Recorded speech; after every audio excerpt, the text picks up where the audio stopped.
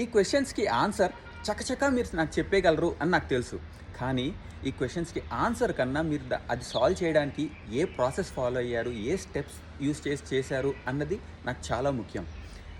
I can promise you one thing. ఈ video అంతా అయిపోయేసరికి మీరు బాడ్మాస్‌ని ఒక కొత్త కోణం నుండి చూస్తారు. ఒక్క బాడ్మాసే కాదు, డివిజన్ అండ్ సబ్ట్రాక్షన్‌ని కూడా ఒక న్యూ డైమెన్షన్‌లో అర్థం చేసుకుంటారు. ఈ ప్రశ్నల్ని 2 విధాలుగా మనం సాల్వ్ చేయొచ్చు.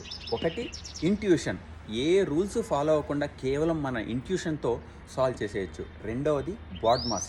మనకి 4th క్లాస్లో బాడ్మాస్ అని ఒక కాన్సెప్ట్ నేర్పించారు కదా, ఆ బాడ్మాస్ రూల్స్ అప్లై చేసి కూడా ఈ ప్రాబ్లమ్స్ని సాల్వ్ చేయొచ్చు. సో ఫస్ట్ ఈ క్వశ్చన్ తీసుకుందాం, 7 - 4 + 2. దీన్ని 2 విధాలుగాను సాల్వ్ చేయడానికి ట్రై చేద్దాం. ఫస్ట్ ఇంట్యూటివ్ మెథడ్లో ఎలా సాల్వ్ చేయొచ్చు, దానికి పెన్ను పేపరు కూడా అవసరం లేదు. ఫస్ట్ నా దగ్గర 7 చాక్లెట్స్ ఉన్నాయి, అందులో 4 చాక్లెట్స్ తినేసాను. తర్వాత నా దగ్గర 3 చాక్లెట్స్ మిగిలినాయి. ఆ తర్వాత 2 చాక్లెట్స్ నేను కొనుక్కున్నాను. టోటల్గా ఎన్ని ఉన్నాయి ఇప్పుడు నా దగ్గర? 5 చాక్లెట్స్ ఉన్నాయి. అండ్ అదే ఆన్సర్ కూడా 5. మరి ఇప్పుడు ఇదే క్వశ్చన్ని మనం బాడ్మాస్ ఉపయోగించి సాల్వ్ చేయడానికి ట్రై చేద్దాం. మనకి చిన్నప్పటి నుండి బాడ్మాస్ అంటే ఎలా నేర్పించారు? అదొక స్టెయిర్ కేస్ లాగా, లేకపోతే ఒక ల్యాడర్ లాగా ఒకదాని తర్వాత ఒకటి చేయాలి అని నేర్పించారు. అంటే ఫస్ట్ బ్రాకెట్స్ సాల్వ్ చేయాలి, ఆ తర్వాత ఆర్డర్స్, ఆ తర్వాత డివిజన్, ఆ తర్వాత మల్టిప్లికేషన్, ఆ తర్వాత ఎడిషన్ అండ్ లాస్ట్లో సబ్ట్రాక్షన్ చేయాలి. సో ఇప్పుడు మనకి ఇక్కడ ఇచ్చిన క్వశ్చన్లో 7 - 4 + 2 ఏమున్నాయి? ఒక మైనస్ ఉంది, ఒక సబ్ట్రాక్షన్ ఉంది, ఒక ఎడిషన్ ఉంది. మనం నేర్చుకున్న రూల్ ప్రకారం ఫస్ట్ ఏం చేయాలి? ఎడిషన్ చేయాలి. సో అదే చేద్దాం. ఇక్కడ ఎడిషన్ ఉంది కదా, సో ఫస్ట్ ఎడిషన్ చేద్దాం. 4 + 2 ఎంత? 6. 7 - 6 విచ్ ఈజ్ ఈక్వల్ టు 1. అరే మరి తప్పు వచ్చిందేంటి? యాక్చువల్గా ఆన్సర్ అయితే 5 రావాలి కదా. మనం ఇంట్యూటివ్గా మనం సాల్వ్ చేసినప్పుడు 5 వచ్చింది అండ్ అదే కరెక్ట్ ఆన్సర్ కూడా. మరి బాడ్మాస్ రూల్ అప్లై చేసినప్పుడు 1 ఎందుకు వచ్చింది, తప్పు ఎందుకు వచ్చింది అని అనుకోవచ్చు. అంటే బాడ్మాస్ రూల్ ఏమైనా తప్పు ఉందా? ఛాన్సే లేదు. బాడ్మాస్ రూల్ తప్పు ఉండటం కాదు, మనం దాన్ని అర్థం చేసుకోవడంలో ఒక చిన్న లోపం ఉంది, అది సరి చేసుకుందాం. మనం బాడ్మాస్ని సరిగ్గా అర్థం చేసుకోవడానికి ఒక 2 ఎగ్జాంపుల్స్ తీసుకుందాం. అందులో మొదటిది 8 - 3. దీన్ని మనం ఎలా రాసుకోవచ్చు? 8 + -3 అని రాసుకోవచ్చు. అంటే సబ్ట్రాక్షన్ ఈజ్ నథింగ్ బట్ ఒక పాజిటివ్ నెంబర్ని ఒక నెగిటివ్ నెంబర్ని యాడ్ చేస్తే అదే సబ్ట్రాక్షన్ అవుతుంది.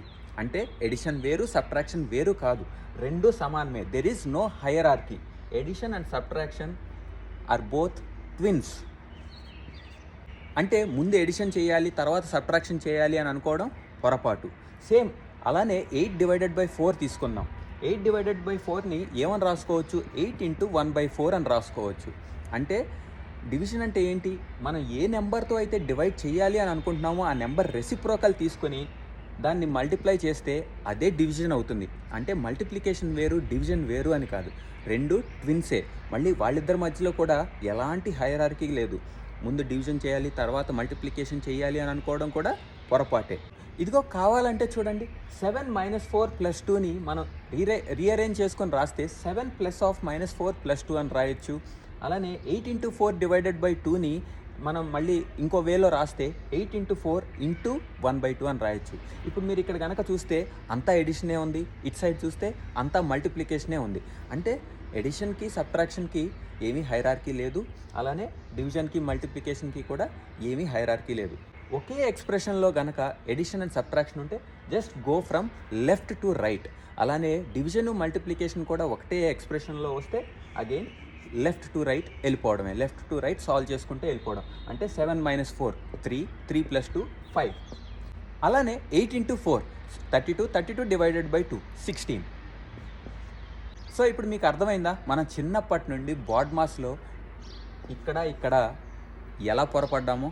ఈ ఎక్స్ప్రెషన్ చూసారా? ఇందులో బోల్డ్ అన్ని డివిజన్స్ అండ్ మల్టిప్లికేషన్స్ ఉన్నాయి. ఇప్పుడు మనం నేర్చుకున్న కాన్సెప్ట్ని ఉపయోగించి దీని ఆన్సర్ కనుక్కొని కామెంట్స్లో రాయండి.